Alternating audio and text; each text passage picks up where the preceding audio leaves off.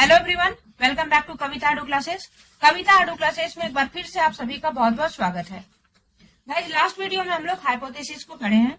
Hypothesis क्या है, इसकी क्या मीनिंग्स हैं, अलग अलग विद्वानों ने इसके क्या डेफिनेशन दिए हैं एंड एक रिसर्च में हाइपोथेसिस का क्या इम्पोर्टेंस है, इन सारी चीजों को हम लोग देख चुके हैं। अगर आप लास्ट वीडियो नहीं देखे हैं तो उन्हें जरूर देख लें इन सब चीजों को क्लियर करने के लिए। इस वीडियो में हम लोग देखेंगे एक अच्छी हाइपोथेसिस की क्या विशेषताएं हैं, साथ ही एक हाइपोथेसिस की क्या डिमेरिट्स है, सोर्स ऑफ हाइपोथेसिस को इस वीडियो में देखेंगे एंड हाइपोथेसिस को कैसे फॉर्मेट किया जाता है ये भी हम लोग देखेंगे। तो इन सारी चीजों को देखने के लिए वीडियो में अंत तक बने रहें। वीडियो अगर इन्फॉर्मेटिव लगे तो इसे लाइक जरूर करें एंड इस तरह की वीडियोस को देखते रहने के लिए चैनल को सब्सक्राइब जरूर कर लें। गाइस, हाइपोथेसिस काफी इंपॉर्टेंट टॉपिक है। अगर आप यूजीसी नेट की प्रिपरेशन कर रहे हैं तो पेपर 2 एजुकेशन के यूनिट 6 के अंतर्गत आपको हाइपोथेसिस पढ़ना है। पेपर 1 के रिसर्च एप्टीट्यूड के अंतर्गत भी हाइपोथेसिस पढ़ना है। एंड गाइज, अगर आप मास्टर डिग्री कोर्स कर रहे हैं किसी भी सब्जेक्ट से तो वहाँ रिसर्च मेथोडोलॉजी की एक पेपर होगी जिसके अंतर्गत हाइपोथेसिस पढ़ना है। इससे काफी क्वेश्चन आते हैं एग्जाम में। तो आइए इसे कंटिन्यू करते हैं। कैरेक्टरिस्टिक्स ऑफ हाइपोथेसिस, एक अच्छी हाइपोथेसिस की क्या क्या विशेषताएं हैं इसमें फर्स्ट देख सकते हैं। A working hypothesis should be clear, definite and variable. एक व्यवहारिक परिकल्पना स्पष्ट, निश्चित और जांच पड़ताल के योग्य होनी चाहिए। ये किसी भी हाइपोथेसिस की सबसे पहली और सबसे अनिवार्य विशेषता है।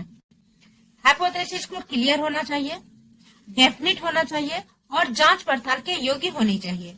यहाँ आप एग्जाम्पल देख सकते हैं। सांप्रदायिक दंगे विभिन्न धर्मों के लोगों के बीच किसी बात पर पैदा होने वाले तनाव के कारण होता है। यहाँ पर दो वेरिएबल है, सांप्रदायिक दंगे और तनाव। तनाव इंडिपेंडेंट वेरिएबल है एंड दंगे डिपेंडेंट वेरिएबल है। तो तनाव के कारण सांप्रदायिक दंगे होते हैं। तो यहाँ पर तनाव को जानना बहुत जरूरी है। ये तनाव क्लियर होना चाहिए रिसर्चर को कि तनाव क्या है एंड दंगे क्या है। इन वेरिएबल्स को अच्छी तरह जानने के बाद ही रिसर्चर अच्छी हाइपोथेसिस का निर्माण कर सकता है। दूसरी विशेषता है related with existing research technique, उपलब्ध अनुसंधान प्रणालियों से संबंधित। हाइपोथेसिस के निर्माण के साथ साथ उसे टेस्ट करने के लिए अवेलेबल रिसर्च टेक्निक होना चाहिए। अगर हम हाइपोथेसिस का निर्माण कर लेते हैं, हाइपोथेसिस बना लेते हैं एंड उसे टेस्ट करने के लिए अवेलेबल रिसर्च टेक्निक ना हो तो उस हाइपोथेसिस को इम्प्रैक्टिकल और यूजलेस माना जाता है। गुडे एंड हॉट के अनुसार जो सिद्धांत शास्त्री यह नहीं जानता है कि उसकी परिकल्पना के सत्यापन के लिए कौन कौन सी प्रणालियां उपलब्ध है तो यह व्यवहारिक प्रश्नों के निर्माण में असफल रहता है। जैसे कि हम मान लेते हैं कि हम मनुष्य के व्यक्तित्व के विकास का पता लगाना चाहते हैं, पर्सनालिटी डेवलपमेंट को टेस्ट करना चाहते हैं और इसके टेस्ट करने के लिए विधियां अवेलेबल नहीं है, उसके लिए कोई रिसर्च टेक्निक अवेलेबल नहीं है, तो हम मनुष्य के व्यक्तित्व के विकास का पता नहीं लगा सकते। तो इस तरह से यहाँ पर जो है ये हाइपोथेसिस यहाँ पर इम्प्रैक्टिकल और यूजलेस हो जाएगा क्योंकि हम इस हाइपोथेसिस को टेस्ट नहीं कर सकते हैं। और अगर हम हाइपोथेसिस को टेस्ट नहीं कर सकते हैं तो वो हाइपोथेसिस यूजलेस है, उसका कोई सिद्धांत नहीं बन सकता, उसे हम चेक ही नहीं कर सकते हैं। तो हम कैसे समझेंगे कि ये सही है या गलत है। लेकिन इसमें भी एक्सेप्शन है कि हाइपोथेसिस का रिसर्च टेक्निक के अनुकूल हमेशा होना जरूरी नहीं है। कभी कभी ऐसे भी रिसर्च हुए हैं जिसका कि रिसर्च टेक्निक अवेलेबल नहीं था और बाद में उसे क्रिएट किया गया, उसका निर्माण किया गया। जिसका एग्जाम्पल है मार्क्स की वर्गहीन समाज संबंधी परिकल्पना, दुर्खिम के आत्महत्या संबंधी सिद्धांत। इन सिद्धांतों का पहले से कोई रिसर्च टेक्निक अवेलेबल नहीं था। जब सिद्धांत बना उसके बाद इसे टेस्ट किया गया और इसके टेक्निक को डेवलप किया गया। तीसरी विशेषता है रिलेटेड विद थ्योरीज, सिद्धांतों से संबंधित।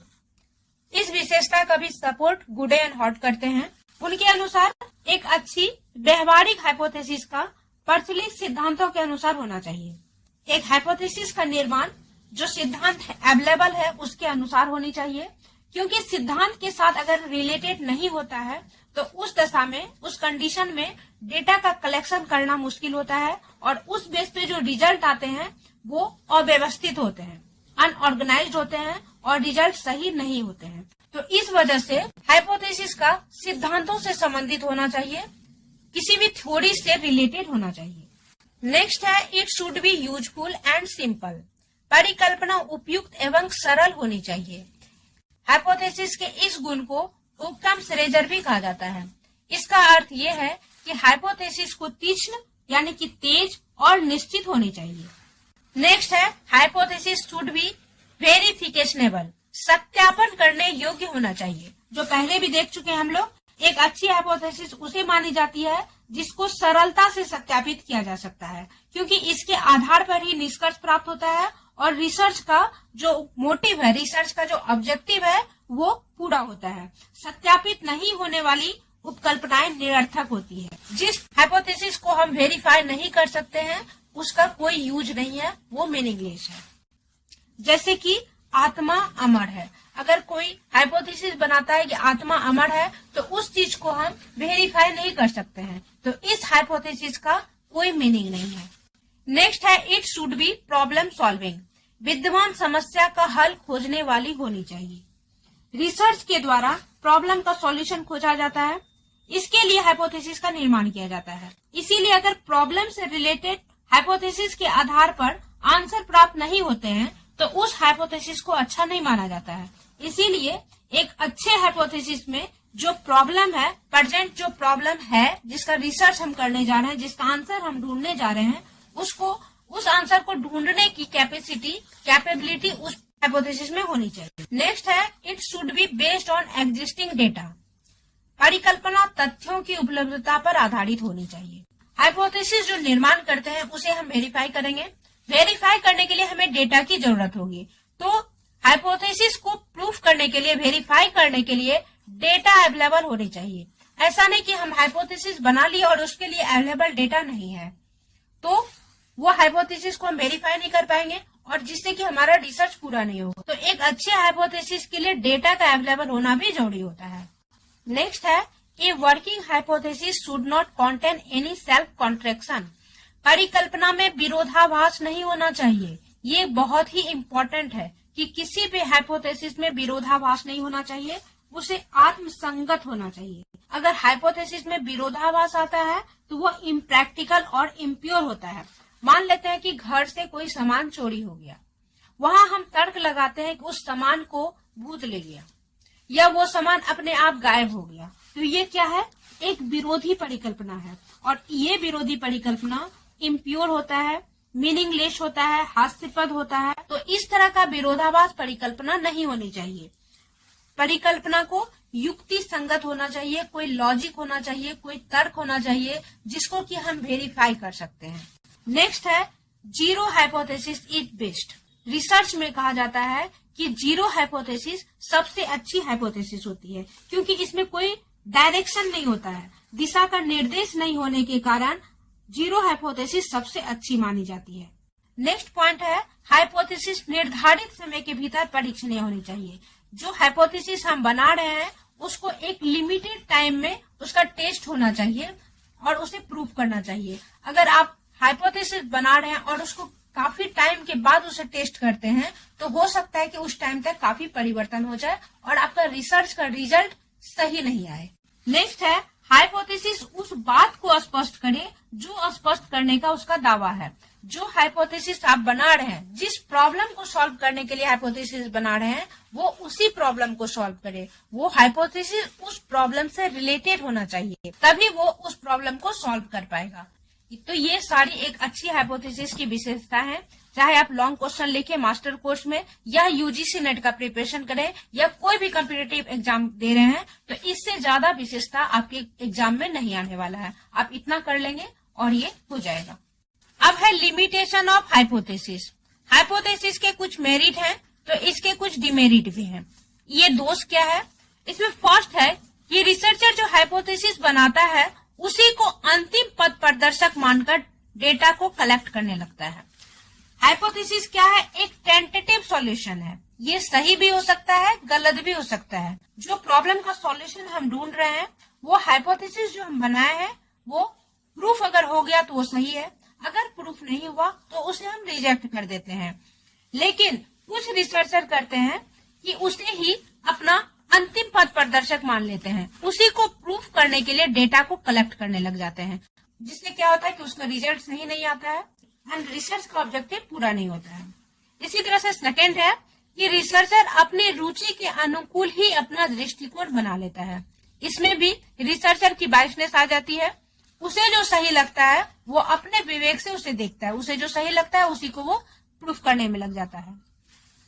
थर्ड है वेस्टर्न के अकॉर्डिंग अनुसंधानकर्ता को परिकल्पना में ही नहीं खो जाना चाहिए, बल्कि अपने लक्ष्य के प्रति सतर्क रहना चाहिए। जो वो परिकल्पना बनाया बस उसी को लेके चल रहा है, उसका निगेटिव और पॉजिटिव दोनों पॉइंट को जब तक हम नहीं देखेंगे तब तक हमारा रिसर्च का सही रिजल्ट नहीं आएगा। तो इस तरह से हाइपोथेसिस की कुछ लिमिटेशन भी है। Now source of hypothesis, hypothesis के निर्माण के लिए क्या क्या सोर्सेस होने चाहिए, ये भी गुडे एंड हॉर्ट ने दिए हैं। इनके अकॉर्डिंग हाइपोथेसिस का 4 सोर्स है। साइंटिफिक थॉट्स, वैज्ञानिक विचारधाराएं, जनरल कल्चरल एलिमेंट, समान सांस्कृतिक तत्व। थर्ड है एनालॉजी, सादृश्य या उपमा, एंड फोर्थ है पर्सनल एक्सपीरियंस। तो इन 4 बेसिस पे हाइपोथेसिस का निर्माण होता है। अब इन चारों को एक एक करके देखते हैं। फर्स्ट है साइंटिफिक थॉट। गुडे और हॉट का कहना है कि साइंटिफिक प्रिंसिपल और साइंटिफिक थॉट के आधार पर ही रिसर्चर और साइंटिस्ट अपनी हाइपोथेसिस को फॉर्मेट करता है। जिस प्रकार साइंटिफिक प्रिंसिपल के आधार पर सत्य की खोज करता है, उसी प्रकार एक रिसर्चर भी सिद्धांत को आधार मानकर विभिन्न सामाजिक समस्याओं का अध्ययन करता है। तो इस तरह से ये वैज्ञानिक विचारधाराएं हाइपोथेसिस के निर्माण का सोर्स बन जाती है। जैसे कि यहाँ पर एक एग्जांपल लेते हैं कि पारिवारिक विघटन बाल अपराध का कारण है, ये एक सिद्धांत है। इस सिद्धांत के आधार पर रिसर्चर हाइपोथेसिस बना सकता है कि जैसे जैसे पारिवारिक विघटन बढ़ेगा राज्य में बाल अपराधी बढ़ेंगे। तो ये हाइपोथेसिस जो बनाया रिसर्च, ये इस सिद्धांत के बेस पर बनाया। तो इस तरह से वैज्ञानिक विचारधाराएं, साइंटिफिक थॉट जो है वो हाइपोथेसिस के निर्माण में हेल्प करती है। सेकेंड है समान सांस्कृतिक तत्व। नाम से ही पता चल रहा है कि इसमें परंपराएं, लोक विश्वास, प्रथाएं, लोक रीति, ये सारी चीजें हाइपोथेसिस के निर्माण का मेन सोर्स होता है। नेक्स्ट है उपमा, सादृश्य या एनालॉजी। नाम से ही पता चल रहा है, सादृश्य मतलब एक जैसा दिखना। कभी कभी 2 तत्व के बीच की समानता के कारण भी हाइपोथेसिस निर्माण का जन्म होता है। जब 2 चीजें एक जैसी दिखती है तो उन दोनों के आधार पर हाइपोथेसिस का निर्माण किया जाता है। लास्ट है पर्सनल एक्सपीरियंस। हर व्यक्ति का, हर पर्सन का पर्सनल एक्सपीरियंस भी हाइपोथेसिस के निर्माण में हेल्पफुल होता है। प्रायः फैक्ट तो एक ही रहता है, लेकिन हर पर्सन का उसे देखने का नजरिया, उसका दृष्टिकोण, उसका व्यू अलग अलग होता है, जिसके बेस पर वो हाइपोथेसिस का निर्माण करता है। इसका एग्जाम्पल ले सकते हैं ग्रेविटेशनल लॉ। ग्रेविटेशनल लॉ में क्या होता है कि न्यूटन देखते हैं कि एक एप्पल ट्री से नीचे गिरा। इस बेस पर वो गुरुत्वाकर्षण, ग्रेविटेशन की कल्पना करता है। पेड़ से एप्पल तो पहले भी गिरा था, लेकिन पहले किसी ने इस बात की कल्पना नहीं की, उसे प्रूफ करने की कोशिश नहीं की, इसे न्यूटन ने की। तो ये उसका पर्सनल एक्सपीरियंस था जिसको उन्होंने आगे बढ़ाया। तो इस तरह से पर्सनल